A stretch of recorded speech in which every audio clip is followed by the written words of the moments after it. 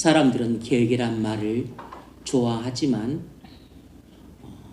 자기가 자기 자신을 개혁하는 것은 무척 힘들어하고 또 자기가 속한 조직을 개혁하는 것은 대단히 어려워합니다.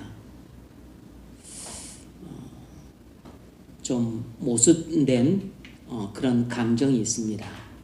개혁이라는 말은 싫어하진 않지만 자기가 개혁이 대상이 될 때, 또 자기가 속한 조직이 개혁이 대상이 될 때는 반발하는 것이죠. 앞선 문재인 정권은 검찰 개혁을 기치로 내세워서 집권 5년 동안 필사적으로 노력했지만 끝내 실패했습니다. 여러 가지 이유가 있지만 중요한 이유는 정권의 무능함, 또 두 번째는 검찰의 조직적인 반발 때문에 실패했습니다. 뭘 할 수 있냐면 개혁은 이처럼 어렵다는 것입니다. 그런데 세상에서 개혁만 어려운 게 아니고 모든 세상에서의 개혁은 다 어렵습니다. 그러니까 심지어 교회 안에서 개혁도 어려운 것이에요. 교회의 개혁만 어려운 게 아니고 각 사람의 개혁도 어렵습니다. 심지어는 예수를 믿는다는 우리 그리스도인들도 자기 자신을 기억하는 것이 이 세상을 변화시키는 것보다 훨씬 더 어려운 일입니다. 하지만 고인물이 썩는 것처럼 개혁되지 않는 정부는 썩게 마련이고 개혁되지 않는 교회도 썩게 마련이고 개혁되지 않는 사람도 더욱 부패하기 마련인 것입니다. 죄로 말미암아 온 세상이 부패해 있기 때문에 사람을 비롯해서 모든 교회, 모든 가정, 모든 회사, 모든 정부, 모든 법과 제도 등 이 세상에 존재하는 모든 것은 다 부패해 있고 시간이 지날수록 더욱더 부패해져 가기 때문에 반드시 개혁이 필요한 것입니다. 성경은 모든 그리스도인에게 날마다 개혁하라고 말씀하셨어요. 세례 요한도 주님도 우리에게 회개하라 천국이 가까웠느니라고 말씀하셨습니다. 회개의 본질이 개혁이에요. 물론 회개란 말과 개혁이란 말이 똑같지는 않지만 회개는 죄를 버리고 하나님께 돌아오는 것인데 죄를 버리고 하나님께 돌아오는 것이 근본적으로 개혁이라고 볼 수 있죠. 날마다 진정으로 회개하지 않는 사람은 이미 죄 가운데에서 부패한 삶을 은밀히 즐기고 있는 사람인 것입니다. 여러분은 날마다 진정으로 회개하십니까? 우리가 날마다 진정으로 회개하는 삶을 살기만 한다면 우리의 거룩한 변화는 우리 자신의 변화로만 그치지 않고 우리 가정에 놀라운 변화를 몰고 오고 내가 속한 직장에도 놀라운 변화를 몰고 오고 그리고 내가 속한 교회에도 놀라운 변화의 바람을 일으켜서 교회가 부흥되고 말 것입니다. 우리가 말로는 아무리 회개를 외쳐도 우리 자신의 부패한 본성을 회개를 극도로 싫어하고 강력하게 거부하는 성향을 뼛속 깊이 뿌리내리고 있기 때문에 우리 힘으로는 절대로 회개할 수가 없습니다. 그러면 어떻게 회개가 가능할까요? 회개는 오직 하나님의 은혜로만 가능합니다. 그러면 이 말은 도대체 우리가 회개할 소망이 있다는 것입니까? 없다는 것입니까? 오직 하나님의 은혜로만 회개할 수 있다는 것은 우리가 회개하는 것이 절망스럽다는 뜻이 아니고 우리가 회개할 소망이 충만하다는 뜻입니다.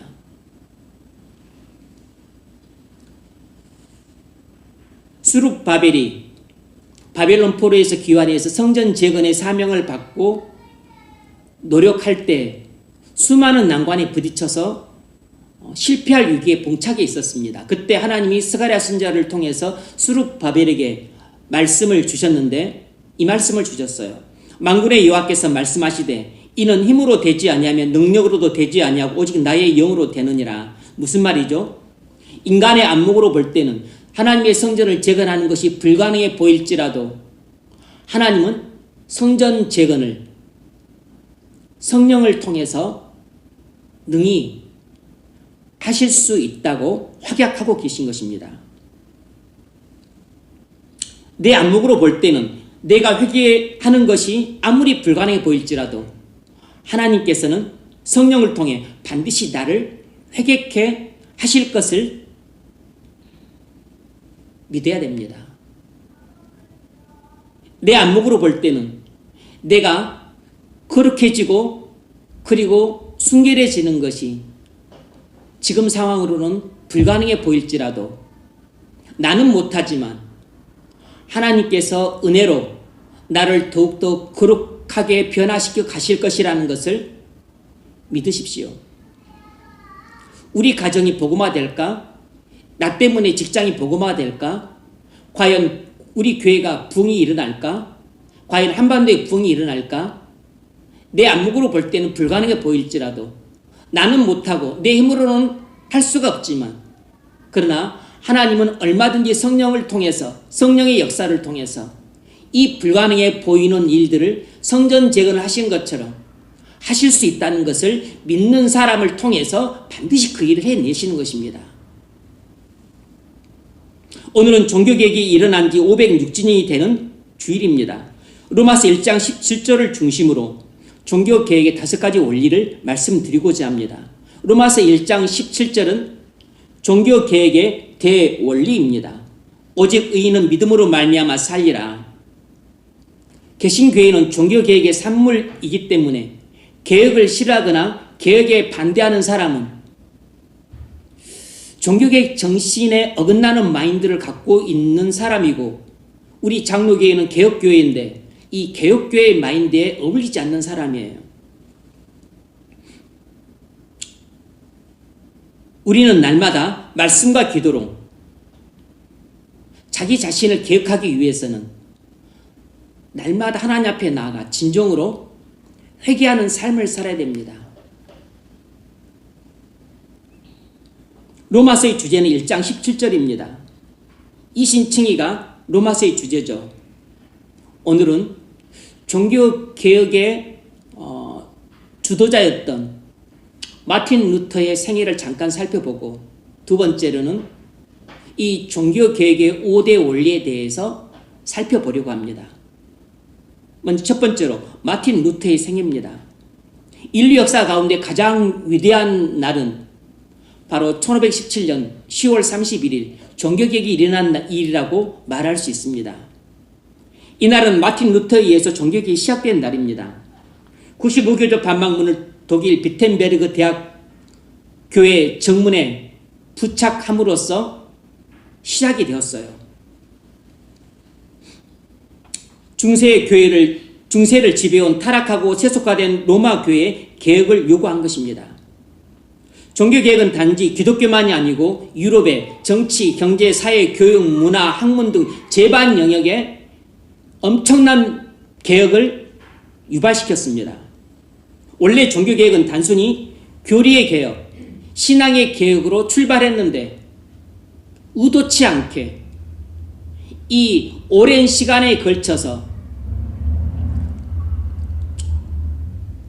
난고 끝에 교리의 개혁과 신앙의 개혁이 이루어지자 이 교리의 개혁과 신앙의 개혁이 엄청난 파급력을 일으켜서 전혀 의도하지 않았지만 유럽 전체 정치, 경제, 사회, 교육, 문화, 학문 제반 영역을 개혁시켜버리는 결과를 가져왔어요.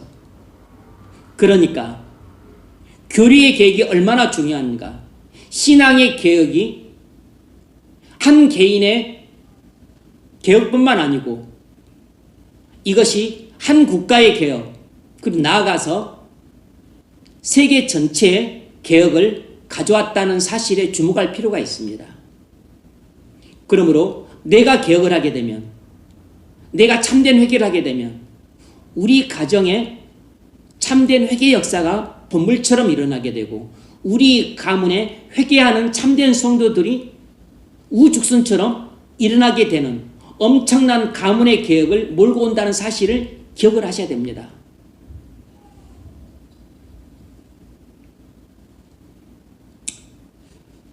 루터가 종교개혁을 하는데 왜 10월 31일 그날 이 95기적 반밤을 부착했을까요?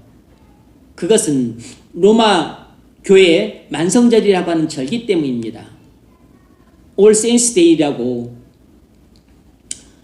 만성절이 있습니다. 이것은 무슨 절기냐면 이 만성절은 그 성인들의 유골이나 유물을 보관해 두는 저장소가 있는데 그날 10월 31일과 11월 1일 두 날에 걸쳐서 그 저장소의 문을 열어둬요. 그러면 많은 로마교회 신자들이 이 저장소를 방문해서 성인들의 유골이나 유물을 만지고 또 경배하고 또 입맞추고 기도를 합니다. 그렇게 되면 이걸 왜 하는가? 그렇게 함으로써 자기 죽은 조상의 영혼이 연옥에 있다가 천국으로 올라간다는 로마교회의 가르침을 믿고서 이 절기를 지키는 것이에요. 참으로 황당한 것이죠. 그래서 사람들은 이 만성절을 기다리는 것입니다.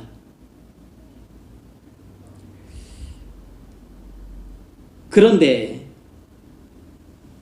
이 만성제라고 하는 이 절기는 사실상 그 영국의 켈트족의 미신에서 기원을 한 것이에요. 이 영국의 켈트족은 어떤 미신을 갖고 있었냐면 사람이 죽으면 1년 정도 이 세상을 떠도는데 이 세상을 떠도는 영혼들이 한꺼번에 나와서 이제 자기가 1년 동안 살 집을 찾는다는 것입니다. 근데 그 대상이 바로 사람의 몸이에요. 그래서 이 10월 31일 요때 이제 귀신들이 내 몸에 들어오면 안 되니까 그것을 막기 위해서 사람들이 귀신 같은 가면을 쓰기도 하고 또 귀신과 같은 무서운 옷을 입고 그리고서 나도 귀신이니까 귀신아 내 몸에 들어오지 마라 라고 그렇게 예방하기 위해서 그렇게 즐기는 그 미신 그것이 축제가 되었고 그렇게 축제처럼 지키는 날이 바로 할로윈 데이예요. 서양에서는 다 출제로 즐기는 날입니다. 작년에 그 할로윈 데이 때 이태원에서 150명이 죽는 참사가 일어났잖아요. 그래서 이 할로윈 데이는 귀신 노름을 하는 서양의 미신에 사로잡힌 축제일입니다. 작년 같은 경우 우리나라에서 그러니까 귀신 놀이 하다가 많은 사람이 귀신이 되어버린 것입니다. 우리는 장난으로라도 귀신 놀이를 하면 안 됩니다.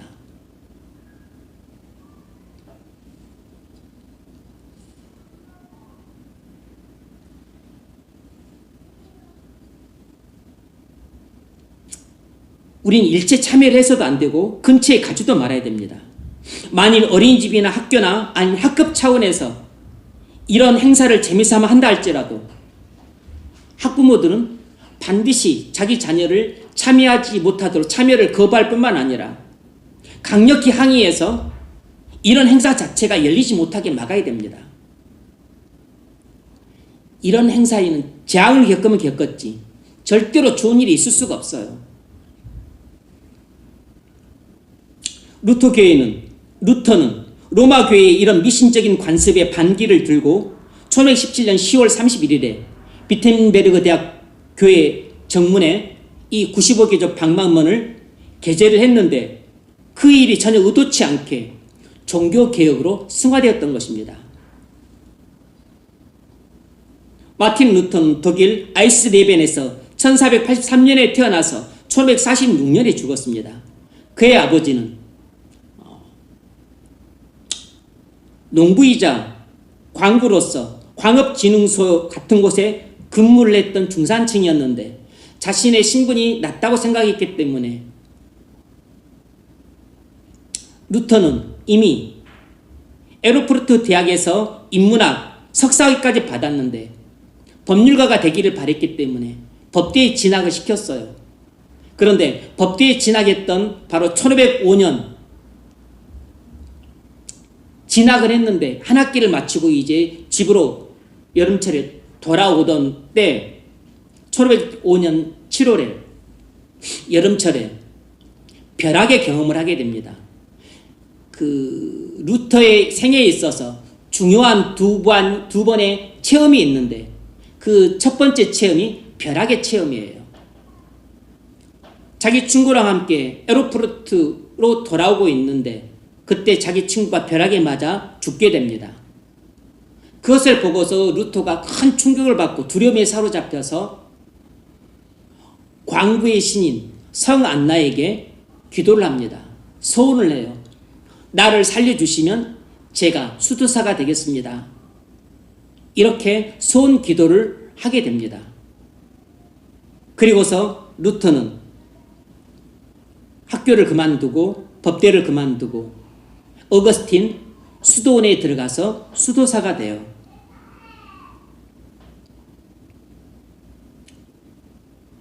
그래서 수도원에 들어가서 금식도 많이 하고 기도도 많이 하고 고행도 많이 하고 선행도 많이 했습니다. 금식을 얼마나 많이 했는고 하니 평생 유장병에 시달릴 정도로 그렇게 금식을 많이 했어요. 루터는 자기 죄를 용서받고 평안을 얻기 위해서 그렇게 열심히 고행을 했지만 죄사함의 확신을 받지 못했고 평안을 얻지 못했습니다. 고행으로 천국 갈 사람이 있다면 바로 나요라고 말할 정도로 루터는 죄사함을 확신을 얻기 위해서 그렇게 열심히 금식, 기도, 고행을 했었습니다.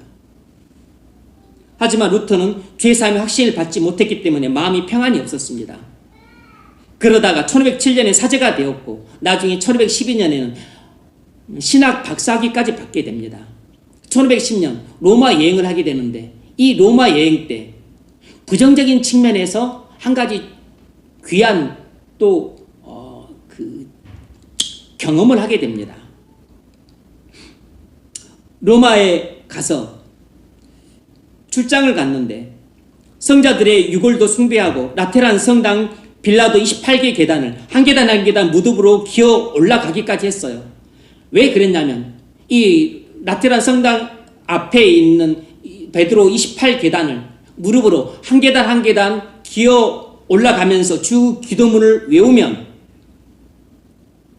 어떤 그 가르침이 있었냐면 죽은 조상들의 영혼 중에 한 영혼이 연옥에 있다가 천국으로 튀어 올라간다는 로마 교회의 망령된 가르침을 믿었기 때문입니다.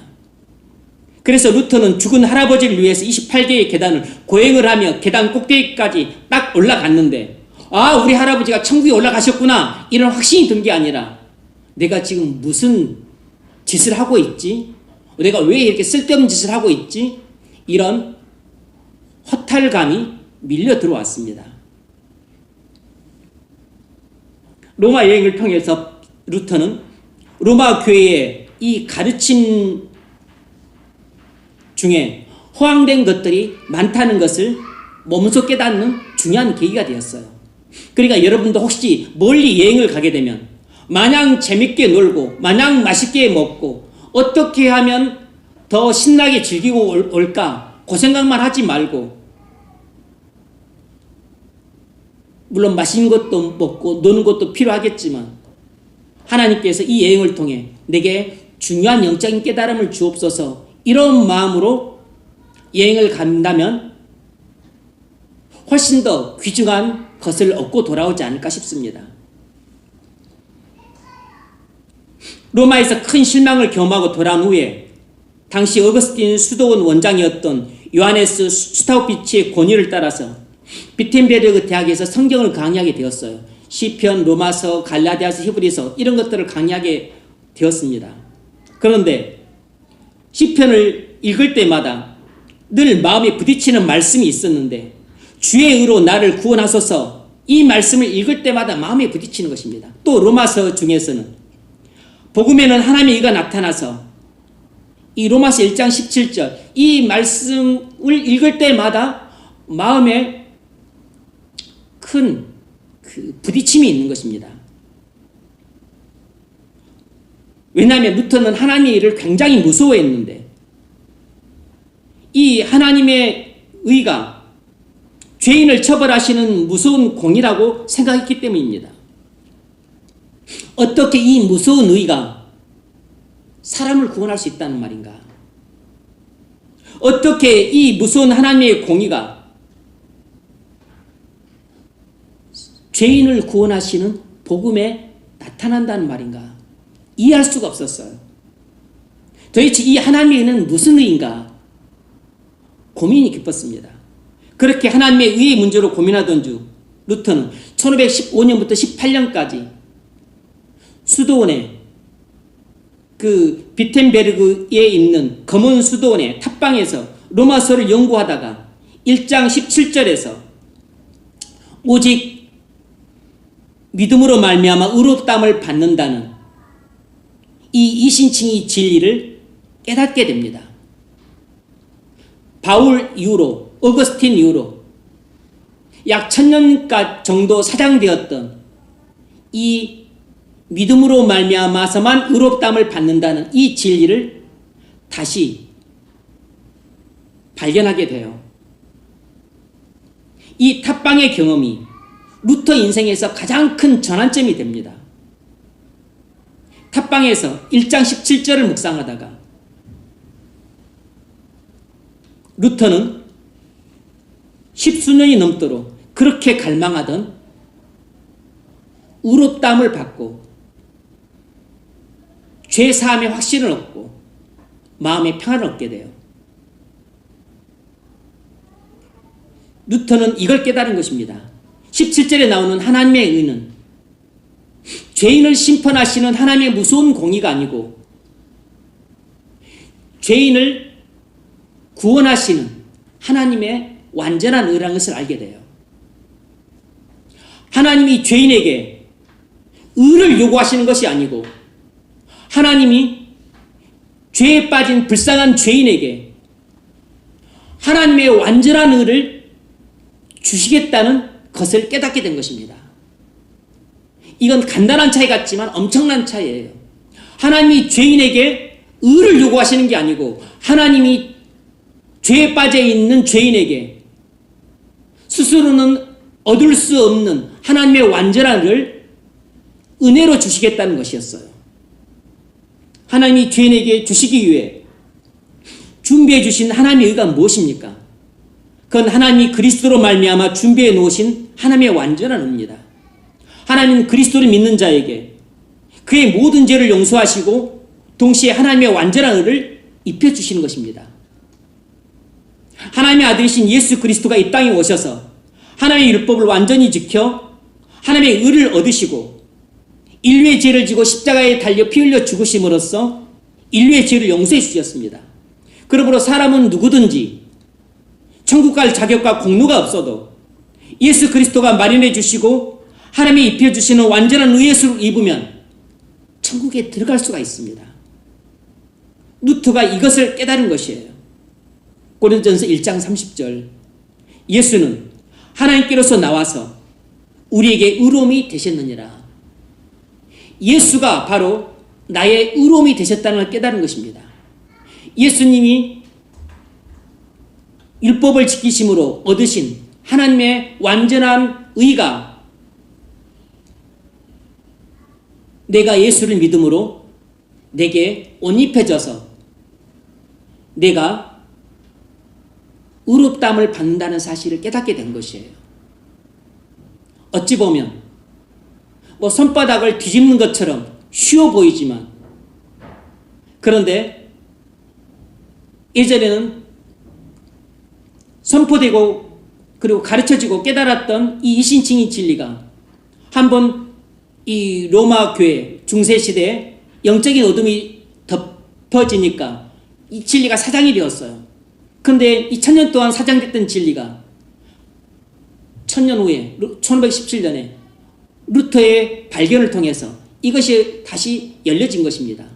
여러분, 1000년 동안 엎어졌던 진리를 깨닫지 못했는데 1000년 만에 다시 깨닫게 된 것이에요. 손바닥을 뒤엎는 것이 쉬운 것 같지만 아닙니다, 여러분. 한번 진리가 이렇게 엎어지게 되면, 가려지게 되면 그걸 다시 깨닫는다고 하는 것은 인간적으로는 불가능해요. 예수 그리스도는 우리의 의로움이 되셨습니다. 예수 그리스도가 획득하신 완전한 의가 믿는 자에게 옮겨져서 죄인은 의의 옷을 입고 당당히 천국에 들어갈 수 있게 되었습니다. 이 의의 옷을 입은 사람은 하나님 앞에 의없이 설 수 있다는 것을 누구부터가 깨달은 것입니다. 이것이 바로 그 유명한 탑의 경험이에요.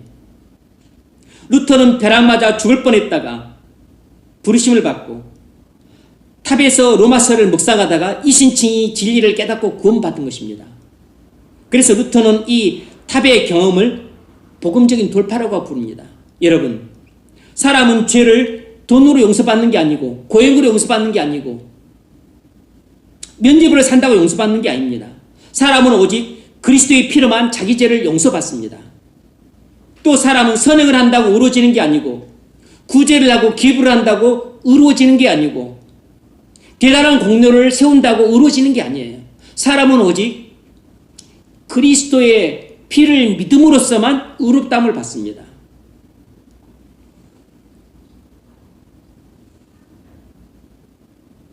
기독교 신앙이란 바로 그리스도를 믿음으로 의롭다함을 받는 것을 말하는 것이에요. 여러분, 죄사함 받고 의롭다함 받고자 한다면 예수님이 여러분을 의롭다 하시기 위해 하나님의 율법을 다 지키시고 여러분의 죄를 용서하시기 위해 십자가에서 여러분의 죄를 대속하셨다는 것을 믿으십시오. 그래서 믿음으로 말미암아 의롭다함을 받아 마음에 참된 평안을 얻으시기 바랍니다. 우리에게도 이런 골방의 체험이 필요합니다. 우리에게도 이런 옥탑방의 체험이 필요해요. 우리에게도 이런 예배당의 체험이 필요합니다. 여러분, 이런 골방의 체험, 옥탑방의 체험, 예배당에서의 체험을 꼭 하시기 바랍니다. 이런 체험이 은혜로 주어질 때까지 온갖 시련 속에서 낙심과 침체와 우울감을 견디면서 이겨내시기 바랍니다. 루터는 교황이 죄를 사할 수 있는 권세도 없거니와 더구나 돈을 받고 면죄부를 팔아 천국에 들어가게 할 권한이 없다는 걸 알았습니다. 그래서 로마 교회의 잘못된 교리와 잘못된 신앙을 더 이상 자시할 수 없어서 95개조 반박문을 비텐베르 대학 교회 정문에 게재를 했던 것이에요. 루터는 성경을 연구하고 묵상하고 기도만 한 것이 아니고 끊임없이 구하고 찾고 문을 두드리다가 그걸 깨닫게 된 것입니다. 오직 믿음으로 의롭다함을 받는다는 이 한 가지 진리를 깨닫을 때까지 국화꽃이 피기 위해 소쩍새가 그렇게 봄에 울었던 것처럼 그 이신칭의 진리를 깨닫는 순간이 오기까지 루터는 10수년이 넘는 기간 동안 그 골방에서 성경을 읽고 묵상하고 연구하고 그리고 기도하고 구하고 찾고 그리고 죄와 싸우면서 또 채찍으로 자기 등을 때리고 그리고 또 연미단으로 또 자기 무릎을 쪼이면서 그렇게 피 흘리기까지 죄와 싸웠던 것이에요. 그리고 헛된 가르침을 따라서 쓸데없이 고행을 하고 그리고 이 진리를 깨닫고 구원을 얻기 위해서 그렇게 금식하고 그렇게 기도를 했던 겁니다.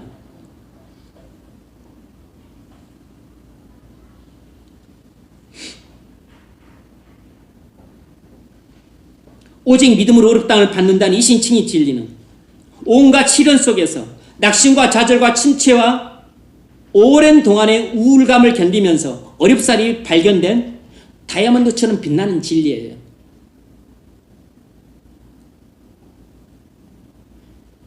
이신칭의 진리 하나를 깨닫기까지, 국화꽃이 피기까지 소떡씨가 그렇게 여름 내내 천둥번개 속에서 울었던 것처럼 그렇게 이 진리를 깨닫기까지 오랜 기간을 그렇게 죄와 사토하고 성경과 사토하고 또 기도의 씨름을 하면서 그렇게 온갖 혼신의 난고 끝에 마침내 하나님이 이 다이아몬드보다도 더 아름답고 찬란한 진리를 깨닫게 해주신 것이에요. 그런데 이 진리에 대한 깨달음이 루터만 자유롭게 한 것이 아니고 로마 교회의 그 잘못된 교리와 신학과 신앙과 가르침으로부터 해서 노예처럼 종살이하던 노예살이하던 수많은 유럽의 중세 교회의 그 사람들을 자유케 했던 겁니다. 그리고 그 자유는 오늘날 우리에게까지 이렇게 주어지게 된 것이에요. 이처럼 여러분도 성경을 읽고 묵상하면 보석보다 아름답고 찬란한 진리를 깨닫는 순간이 올 겁니다. 그러므로 성경을 매일 열심히 묵상하시기 바랍니다. 매일 기도하시기 바랍니다. 매일 눈물을 흘리며 부르짖기 바랍니다. 하루 이틀이 아니라 1년, 2년이 아니라 10년, 20년, 30년이든 하나님의 은혜를 주실 때까지 인내하면서 매일 꾸준히 묵상하고 매일 꾸준히 기도하고 매일 꾸준히 죄와 싸워 순종하십시오.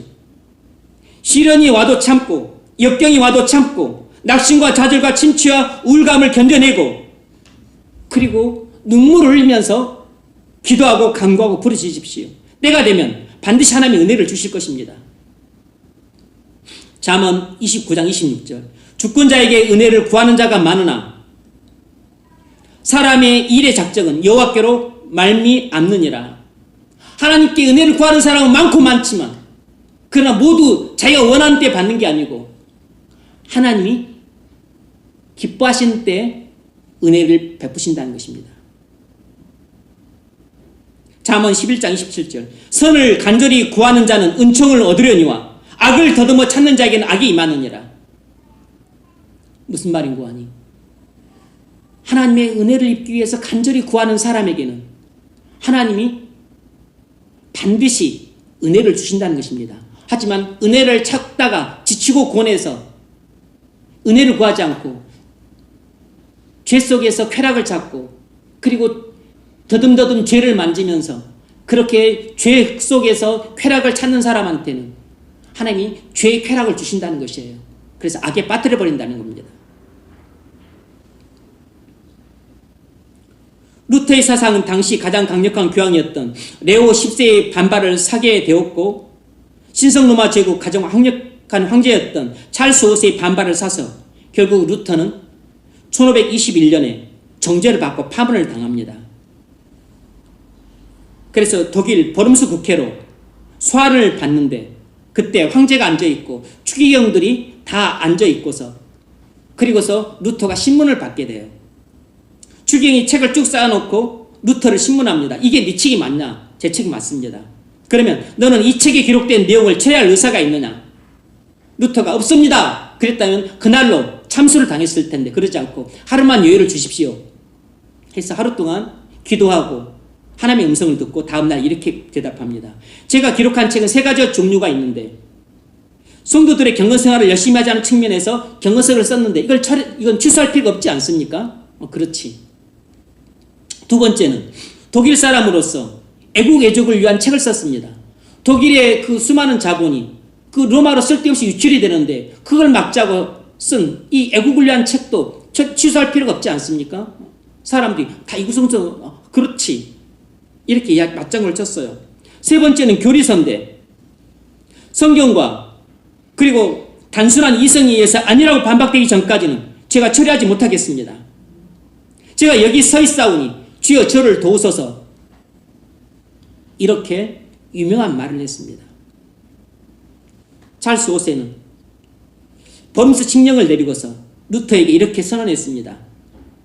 네가 잡히지 말고 얼른 도망을 쳐라. 그 대신에 너는 이제 누가 너를 죽여도 살인죄가 안 된다. 네 목숨은 파리 목숨과 같다. 이것이 버름스 칙령이에요. 그래서 버름스 그 국회에서 나오다가 납치를 당합니다. 그래서 죽임을 당한 게 아니고 당시 그 루터가 살던 바르트 살던 비텐베르가 속해 있던 작센주 영주였던 프레데릭 이 영주가 루터를 바르트브르크 성으로 안전히 모셔간 것입니다. 루터를 보호하기 위해서. 이 선제의 이 프레데릭이 루터를 소중히 여겼기 때문에 그가 혹시 죽임을 당할까봐 그를 고이 모셔간 것이에요. 루터가 이 바르트브르크 성에 거하면서 1년 동안 너무 심심하니까 신약 성경을 독일어로 번역을 했습니다. 그래서 1522년 루터에 의해서 독일어 신약 성경이 나오게 되자 그로 인해서 독일어가 야만족 언어에서 문명국 언어로 완전히 지위가 상승하게 돼요. 루터의 영향으로 성경이 유럽 여러 나라에서 자국 언어로 번역이 됩니다. 그런데 이것이 엄청난 파급 효과를 갖고 오게 돼요. 유럽이 성경이 자국 언어로 번역이 되니까 이제 예전에 성경을 못 읽던 많은 사람들이 성경을 읽게 되면서 성경이 가르침이 무엇인지를 알게 되고 하나님의 뜻을 깨닫게 되고 로마 교회의 교리와 신학과 가르침이 잘못됐다는 것을 깨닫게 되면서부터 이 종교개혁 대열에 합류를 하게 됩니다. 특히 중산층들이 그렇게 로마 교회로부터 등을 돌리게 되었어요. 당시에는 이 제롬이 번역한 라틴 벌게의 그 성경을 사용하고 있었습니다. 라틴어로 되어 있기 때문에 일부 그 사제들 외에는 라틴어를 아는 사람이 없으니까 라틴어 성경을 읽을 수가 없어요. 그런데 당시 신부들 중에 또 대부분은 그 라틴어 성경을 못 읽었기 때문에 자신도 성경을 몰라 그리고 설교를 듣고 미사에 참여한 신자들도 성경을 몰라. 왜냐하면 당시에는 그 신부들이 미사는 의식이에요. 의식. 제사 의식이라고. 그냥 집념을 하는 것입니다. 그러니까 당시에는 설교 따위가 별로 없었어요. 강론이라고 조금 하지만 그냥 뭐 교회법이나 이렇게 강조를 하고 그냥 교회법에 잘 지도를 순종할 것만 강조를 했지 설교가 아니었습니다.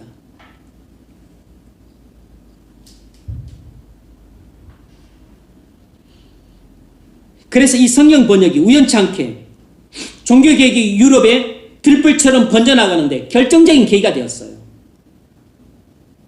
루터를 통해 일어난 일이 단순히 비텐베르 대학의 95기 전 반박문을 게재해서 종교개혁이 시작된다는 것뿐만 아니라 독일어로 성경 번역한 것이 또 다른 많은 국가의 자국어로 성경을 번역하는데 촉발시켰고 그 성경 번역이 종교개혁이 그 기화된 것을 바람을 불어가지고 불이 그냥 요원의 들불처럼 번져나가게 만든 결정적인 계기가 된 것입니다. 루터는 로마 교회의 신부였는데 독신소원을 했지만 비성경적이라 여겼기 때문에 까트리느 폰 보라와 결혼을 해서 가정을 꾸렸어요. 그리고 많은 찬송가를 또 작시를 해서 그때부터 많은 찬송가가 교회에서 불려지게 되었습니다.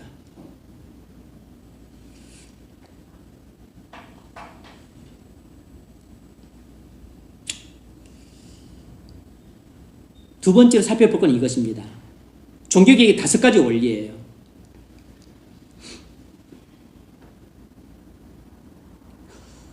루터로 인해 촉발된 종교개혁은 개신교를 태동시켰습니다.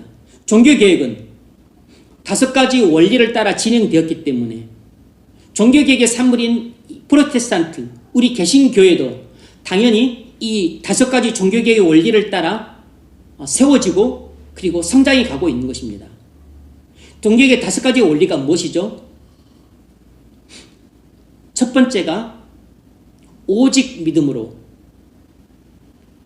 솔라 피데입니다. 성경의 가장 핵심적인 진리예요. 사람은 다 죄인이기 때문에 구원적 관점에서 볼 때 사람의 가장 근본적인 문제는 2가지입니다. 하나는 죄가 있다는 것이고 또 하나는 의가 없다는 것이에요. 아주 단순하지만 명쾌한 진리입니다. 인간의 가장 근본적인 문제는 죄가 있고 의가 없다는 것입니다. 그래서 인간의 가장 근본적인 문제는 죄가 있기 때문에 지옥에 갈 수밖에 없고 의가 없기 때문에 절대로 천국에 갈 수 없다는 것입니다. 이것이 모든 인간이 근본적으로 안고 있는 문제인데 문제는 자력으로 해결할 수 없다는 것이에요. 그러니까 우리는 어떻게 하면 지옥에 가지 않고 천국에 갈 수 있을까? 그것은 우리가 가진 죄를 용서받고 내게 없는 의가 내게 주어져야 돼요. 그래서 내가 죄를 용서받고 그리고 의를 얻을 수 있는 것은 바로 우리 주 예수 그리스도를 믿기만 하면 이 2가지 문제가 동시에 해결된다는 것입니다. 그러므로 예수 그리스도를 믿는 것은 무슨 관념적인 문제가 아니고 나의 실존적인 문제예요. 예수 그리스도를 믿어야만 선행과 구제와 기부로도 받을 수 없는 죄 용서를 받고 선행과 공로로도 얻을 수 없는 하나님의 완전한 의를 얻어서 지옥에 안 가고 천국에 갈 수 있는 것입니다. 여러분, 사람들은 살면서 자기 근본적인 문제가 무엇인지도 모르고 삽니다. 우리 인간의 근본적인 문제는 죄가 있고 의가 없다는 것이에요. 어떻게 해야 죄 용서를 받고 어떻게 해야 의를 얻을 수 있는지 복음을 듣지 않는 사람은 절대로 알지도 못한 채 죽습니다. 하나님의 말씀이 기록된 성경의 답은 오직 예수님이 하나님의 아들로서 나의 모든 죄를 지기 위해 십자가에서 죽으셨다는 사실을 믿을 때만 죄 용서를 받고 의롭다함을 받는 것입니다. 그러므로 여러분이 지옥에 안 가고 천국에 가고자 한다면 예수 그리스도를 믿으십시오. 그러면 모든 죄를 용서받고 하나님의 완전한 의를 덧입어서 천국에 가게 될 겁니다. 예수님은 이 진리를 요한복음 3장 16절에서 이렇게 말씀하셨습니다. 하나님이 세상을 이처럼 사랑하사 독생자를 주셨으니 이는 그를 믿는 자마다 멸망치 않고 영생을 얻게 하려 하십니다. 이는 그를 그리스도를 믿는 자마다 멸망치 않고 이 말이 뭔 말이죠? 지옥에 가지 않고 영생을 얻게 하려 하십니다. 천국에 들어가게 하려 하십니다고 말씀하신 것이에요. 그러니까 주 예수 그리스도를 믿는 사람만 지옥에 가지 않고 천국에 갈 수 있다고 예수님 자신이 친히 말씀하신 것이에요. 바울도 이렇게 말했습니다. 오늘 본문 17절에서 복음에는 하나님의 의가 나타나서 믿음으로 믿음에 이르게 하나니 오직 의인은 믿음으로 말미암아 살리라. 우리는 오직 예수 그리스도를 믿음으로써만 지옥에 가지 않고 천국에 들어갈 수 있다는 것이 성경 전체가 우리에게 전하고자 하는 가장 중요한 진리예요. 여러분, 주 예수 그리스도를 믿으십시오. 오직 믿음을 통해서만 우린 죄사함을 받고 의롭다함을 받을 수 있습니다. 여러분은 죽으면 천국에 갈 수 있습니까?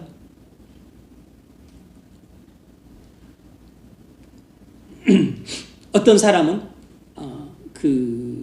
어떤 가수는 3개의 국가의 여권을 갖고 있다 그래요. 자기 아버지가 캐나다인이고 네덜란드에 나서 캐나다 국적과 네덜란드 국적을 갖고 있어서 자기도 캐나다 국적도 갖고 있고 네덜란드 국적도 갖고 있고 또 엄마는 한국이니까 한국 국적도 갖고 있고 3가지 여권을 갖고 있대요. 그래서 세계 어느 나라를 가든 간에 여권을 그때그때마다 달리 써서 편하게 여행을 한다는 것입니다. 유럽을 갈 때는 네덜란드 여권이 편하고 그리고 미주로 갈 때는 캐나다 여권이 편하고 동남아를 갈 때는 한국 여권이 편하다는 것이에요. 우리가 천국에 가려면 천국의 여권이 있어야 돼요. 천국 여권이 뭐죠?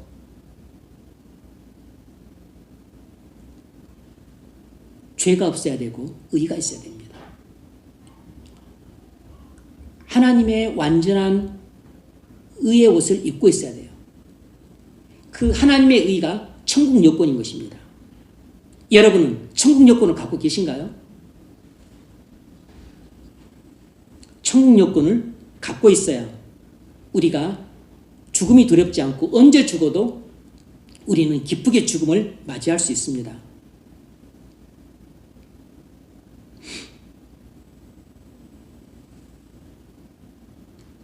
아이고 내가 무슨 낯짝으로 천국 가나. 할머니도 그렇게 말씀하십니다. 낯짝으로 천국 가는 게 아니에요. 얼굴이 못생겨도 잘생겨도 천국 못 갑니다. 부자에도 가난해도 천국 못 가요. 죄가 많든 적든 천국에 못 갑니다. 누가 천국 갑니까? 예수 믿는 사람만 천국 가는 것이에요. 예수 믿는 사람만 하나님이 입혀주시는 하나님의 완전한 의옷을 입고 천국 갑니다. 믿음으로 하나님의 의를 얻어 천국 간다고 하는 이 진리가 바로 오직 믿음으로 솔라피데라고 하는 진리예요. 믿음으로 의롭다함을 받는 데에는 내가 한국 사람이냐 미국 사람이냐 차별이 없습니다. 부자냐 가난하냐 차별이 없어요. 많이 배웠냐 못 배웠냐 차별이 없습니다. 잘생겼냐 못생긴 차별이 없어요. 그래서 바로 이 복음은 모든 지옥 갈 죄인들에게 가장 기쁜 소식입니다. 누구든지 예수 그리스도를 믿으면 구원받습니다. 내가 복음을 부끄러워하지 아니하노니 이 복음은 모든 믿는 자에게 구원을 주신 하나님의 능력이 됨이라. 첫째는 유대인에게요 둘째는 헬라인에게로다.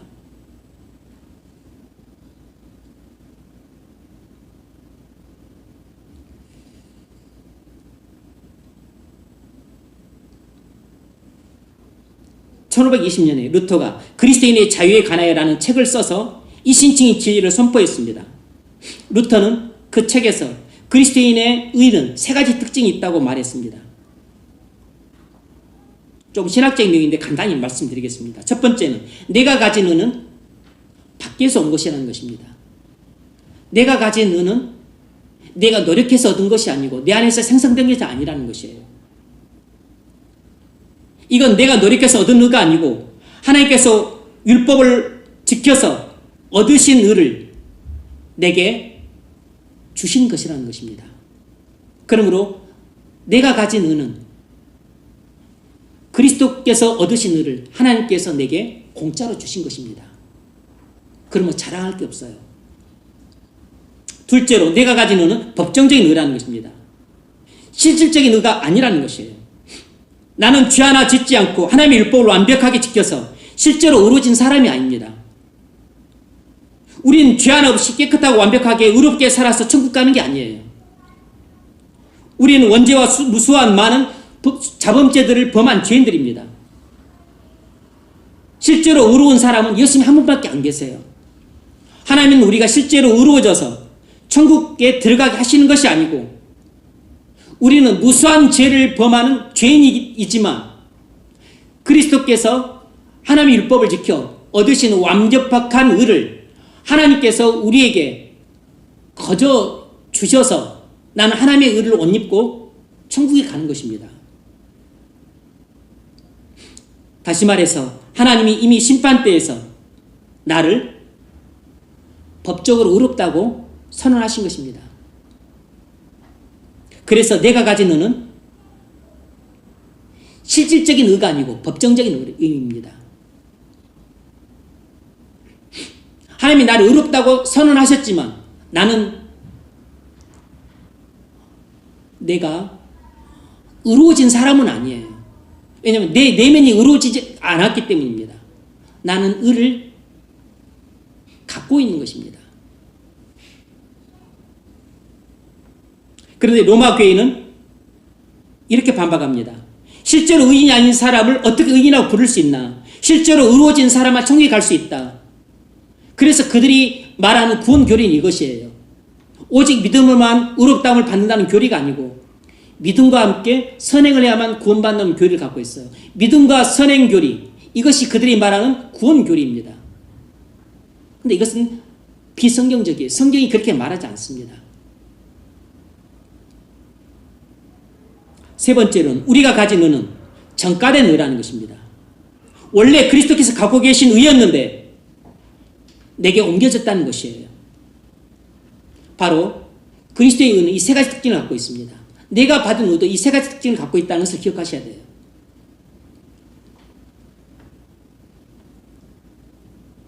내가 가진 의는 하나님께서 내게 주신 것입니다. 그리고 실질적인 의가 아니고 법정적인 의예요. 그리고 내가 가진 의는 정가된 의입니다. 둘째 원리는 오직 그리스도입니다. 솔루스 크리스토스. 여러분, 하나님의 은혜는 어떻게 옵니까?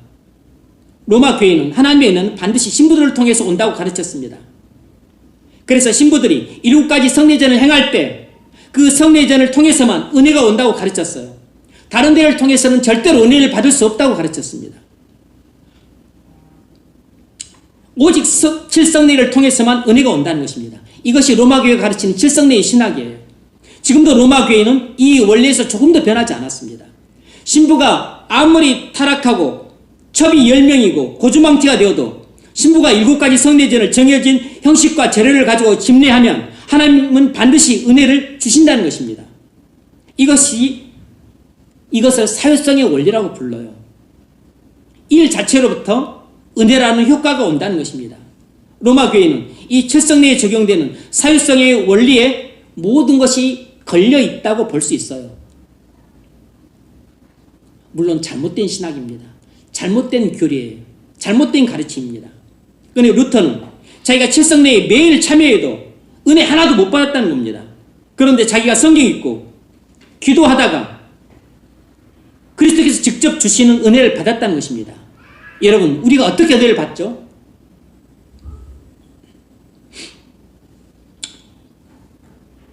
통상적으로 우리가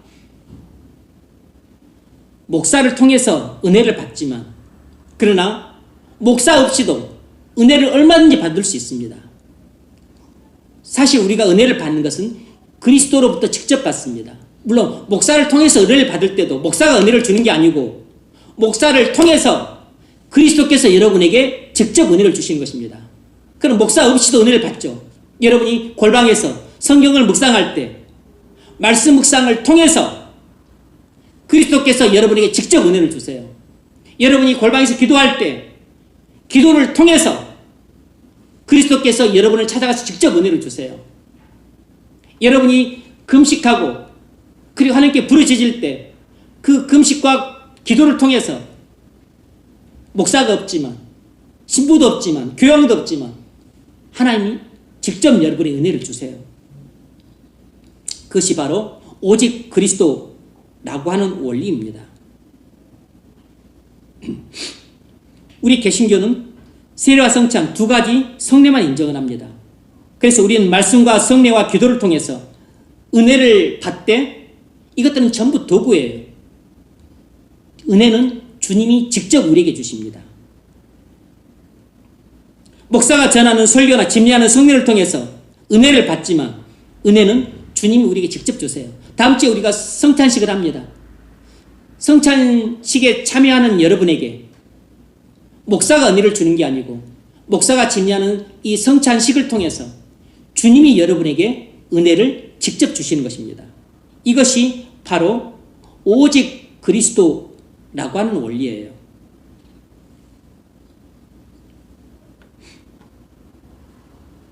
루터는 1520년 교회의 바벨론 유세라는 책을 통해서 로마 교회의 철성례와 사회성의 원리를 부인했습니다. 그래서 그 책이 발간된 이후로 로마 교회와 개신교는 절대로 양립할 수 없는 서로 다른 종교가 되고 말았어요. 루터는 1520년 독일 귀족의 괌이라는 한 책에서 신부만 제사장이 아니라 모든 그리스도인이 다 제사장이라고 하는 진리를 다시 또 재천명했습니다. 로마 교회는 신부들만 제사장이라고 불러요. 그리고 일반적인 신자는 평신도라고 부릅니다. 근데 그것은 절대 성경의 가르침이 아니에요. 성경은 만인 제사장 설을 주장합니다.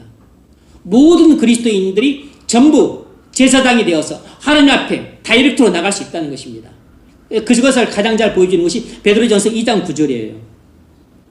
너희는 택하신 족속이요 왕같은 제사장들이요 라고 말했잖아요.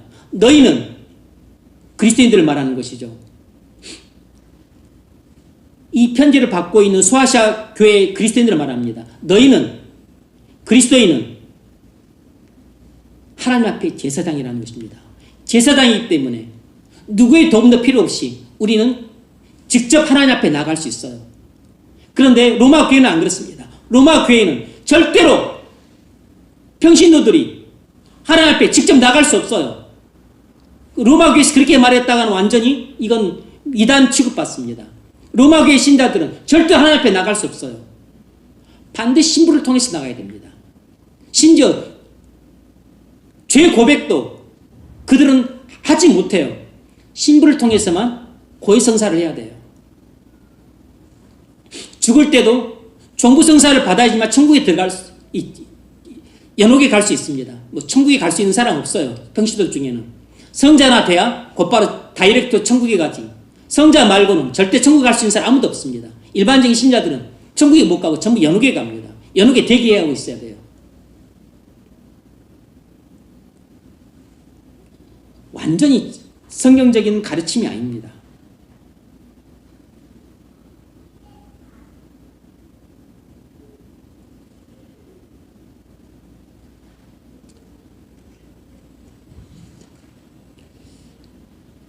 세 번째 원리는 오직 성경이라는 원리예요. 솔라 스크립투라. 중세교회의 모든 권위는 교황에게 있었습니다. 교황이 성경 해석권, 전통 해석권, 또 교부 해석권, 종교 해석권 다 갖고 있었습니다. 교황은 성경이 없는 교리도 만들어낼 수 있었어요. 심지어 교황은 돈 받고 연옥에 있는 영혼을 천국에 보낼 수도 있었습니다. 지금도 로마 교회는 교황이 최고 권위를 갖고 있어요. 성경 어디에 그런 근거가 있습니까? 그런데 루터는 우리가 따라야 될 최고의 권위는 교황이 아니라 성경이라고 가르쳤습니다. 그래서 성경이 개신교 최고의 권위가 된 것이에요. 우리 신앙과 행위의 최고 권위는 오직 성경입니다. 성경과 어긋나는 말을 하는 목사는 그건 잘못된 가르침이에요. 성경과 어긋난 것을 시행하는 교회는 그건 잘못된 교회입니다. 성경과 어긋난 신학은 잘못된 신학인 것이에요. 오직 성경이라는 원리는 종교개혁 때 확립된 원리로서 개신교만 취하고 있지 로마 교회는 취하지 않습니다. 로마 교회는 오직 성경으로 그런 권위 없어요.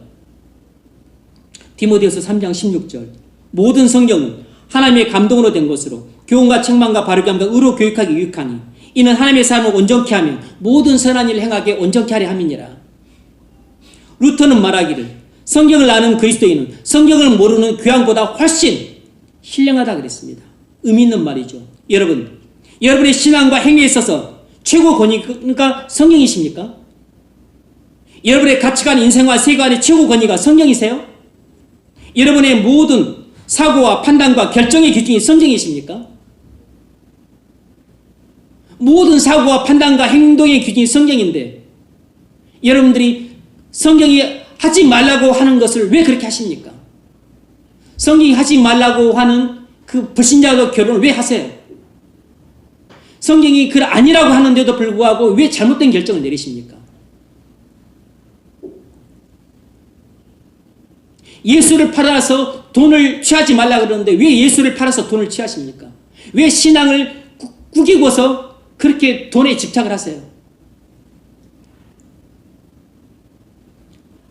성경이 금하고 있는데 왜 애들 좋은 학교 보내고 좋은 성적 얻기 위해서 왜 그렇게 교회에 나오고 신앙생활을 하는 것에 대해서는 관심을 안 갖고 애들을 학원을 순례를 보냅니까?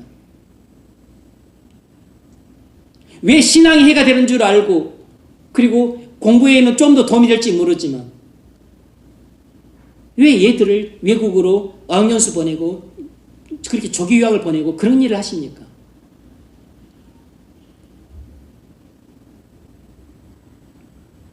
여러분이 이렇게 살기 위해 성경을 열심히 배우고 매일 묵상을 하십니까?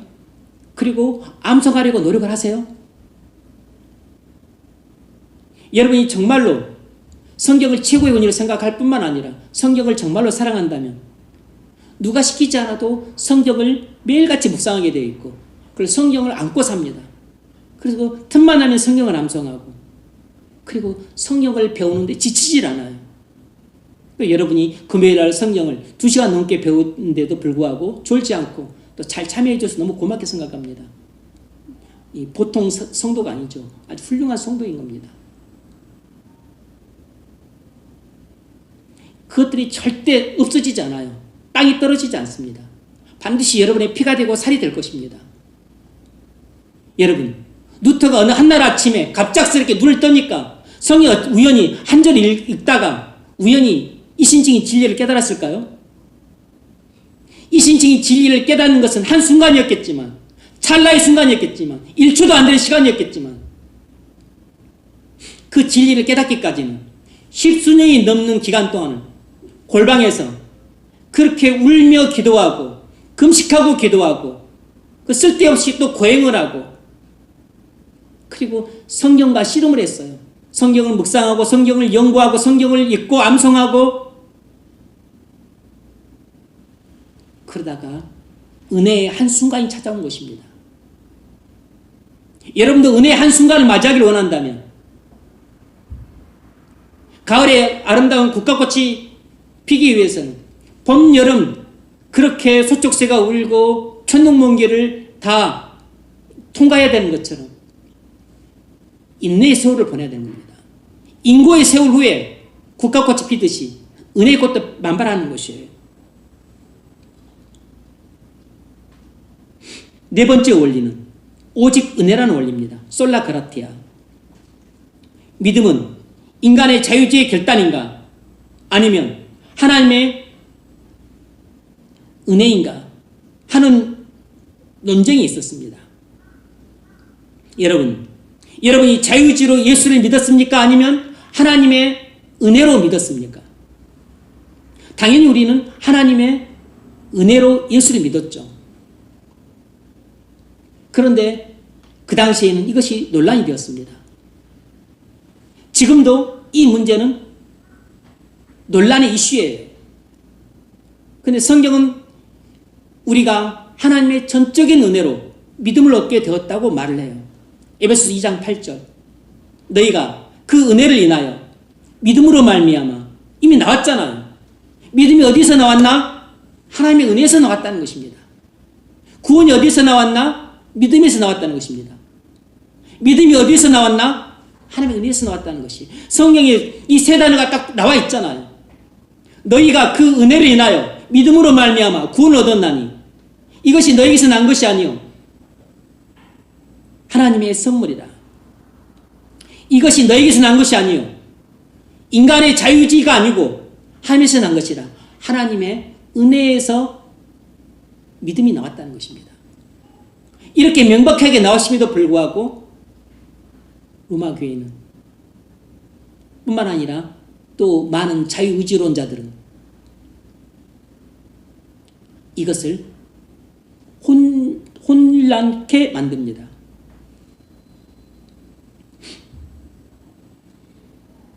펠라기우스, 소시니우스, 알미니우스 그리고 제세르파 이런 사람들은 전부 자유의지론자들이에요. 알미니우스와 제세르파 같은 자유의지론자들은 하나님의 은혜 50%, 인간의 자유의지 50% 합쳐가지고 그렇게 믿음을 받게 되었다는 것입니다.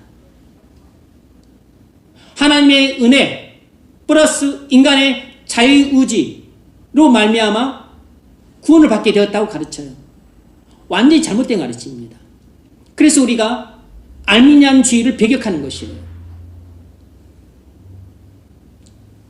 그러나 루터, 찌빙결리, 칼빈, 마틴 부처 같은 훌륭한 종교개혁자들은 오직 하나님의 은혜로만 택하심을 받은 자들에게 믿음을 주셔서 구원받게 되었다고 가르칩니다. 이것이 바로 종교개혁의 가장 중요한 원리 가운데 하나인 오직 은혜,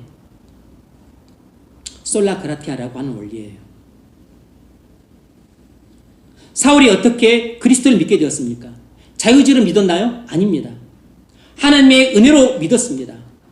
사울은 예수 믿는 자를 때려잡으러 다메섹 올라가다가 예수님이 갑자기 나타나셔서 은혜를 주셨기 때문에 본인이 전혀 의도하지 않았지만 예수를 믿게 되었어요.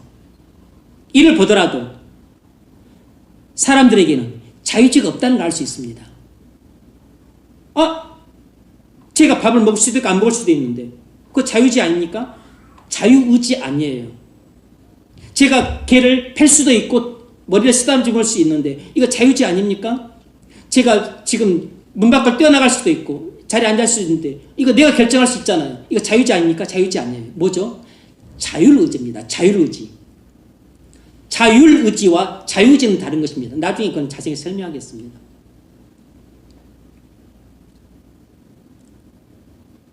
남이 시켜야만 하는 것, 그건 일종의 타율의지인 거죠. 자율의지는 자기가 임의로 결정할 수 있다는 것인데 자유의지하고는 용어가 비슷하지만 전혀 다른 것입니다. 자유의지와 반대되는 말은 노예의지라는 뜻이에요. 예전에 제가 셋째님 가족들에게 복음을 전하고 그리스도를 믿으라고 권면했더니 셋째님이 나에게 이렇게 말씀하셨어요. 안 믿어지는 건 어쩌냐. 나중에 때가 오겠지. 일부러 안 믿으려고 버티는 게 아니고 자기 자유의지대로 믿어지질 않는다는 것입니다. 그러니까 인간에게는 믿을 수 있는 자유의지도 없고 믿지 않으려고 하는 자유의지도 없어요. 1524년 로마 교회의 인문주의자였던 에라스무스는 루터를 공격하기 위해서 의지 자유라는 책을 써서 인간의 자유의지를 주장했습니다. 인간의 의지는 자유롭다는 것입니다. 인간의 자유의지를 주장하는 사람이 대단히 많습니다. 가장 대표적으로 세상의 모든 사람들은 전부 인간이 자유롭다고 말합니다. 인간의 자유의지를 주장해요. 그리고 두 번째 로마 교회가 인간의 자유의지를 주장합니다. 그리고 또 누구죠? 알미니안들 자유의지를 주장합니다. 또 제세르파. 루터가 그에 반발해서 노예의지라는 책을 저술했어요. 인간의 의지는 자유로운 게 아니고 마귀의 노예가 되어 있고 죄의 노예가 되어 있다. 인간은 태어나면서부터 마귀와 죄의 노예로 태어나기 때문에 인간은 죄의 문제나 그리스도를 믿는 문제에 있어서 인간의 의지는 결코 자유롭지 않는 노예 상태에 있다는 것입니다. 루터는 노예 자유의지론을 주장했는데 그게 성경적인 관점이에요. 만일 우리가 예수를 믿을 건가 말 것인가를 내가 자유롭게 결정할 수 있다면 문제가 없어요. 문제가. 하나님의 은혜가 필요가 없다고. 내가 죄를 지을 것인가 말 것인가, 내가 회개할 것인가 말 것인가, 이것을 내 자유지로 할 수 있다면 우리는 하나님께 회개할 수 있게 해달라고 구할 필요가 없습니다. 내가 회개하고 싶으면 회개하고 회개 안 하고 싶으면 회개 안 하면 되는 것이죠. 그런데 문제는 믿음도 내 의지대로 할 수가 없고 회개도 내 의지대로 할 수가 없어요. 하나님이 은혜를 주셔야만 믿을 수 있는 것처럼 하나님이 은혜를 주셔야만 회개도 할 수 있는 것입니다.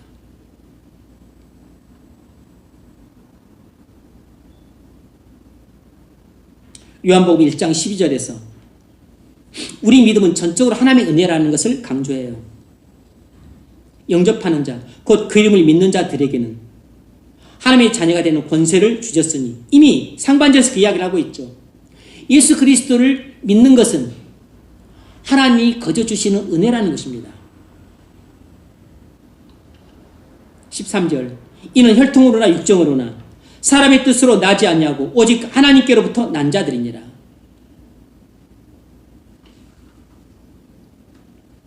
그래서 우리가 복음을 전하면 믿는 사람도 있고 안 믿는 사람도 있습니다. 그건 우리가 어찌할 수 없어요. 하나님이 어떤 사람에게는 은혜를 주시고 어떤 사람에게 은혜를 안 주십니다. 왜 안 주십니까? 모릅니다. 왜 주시죠? 몰라요. 그건 하나님의 주권입니다. 우리가 믿음을 갖게 되는 것은 오직 하나님의 은혜 때문입니다. 솔라 가라티아, 오직 은혜로 내가 믿음을 갖게 된 것이에요. 우리가 믿지 않는 것은 전적으로 하나님의, 내가 믿지 않는 것은 전적으로 나의 죄입니다. 누구에도 핑계댈 수 없어요. 내가 회개하지 않는 것은 하나님이 은혜를 주시지 않았기 때문입니다. 이렇게 말하는 것은 잘못된 것입니다. 이건 아주 악한 것이에요. 내가 예수 그리스도를 믿지 않는 것은 하나님이 은혜를 안 주기 때문이잖아요. 많은 악인들은 그렇게 말합니다. 그건 악한 것입니다.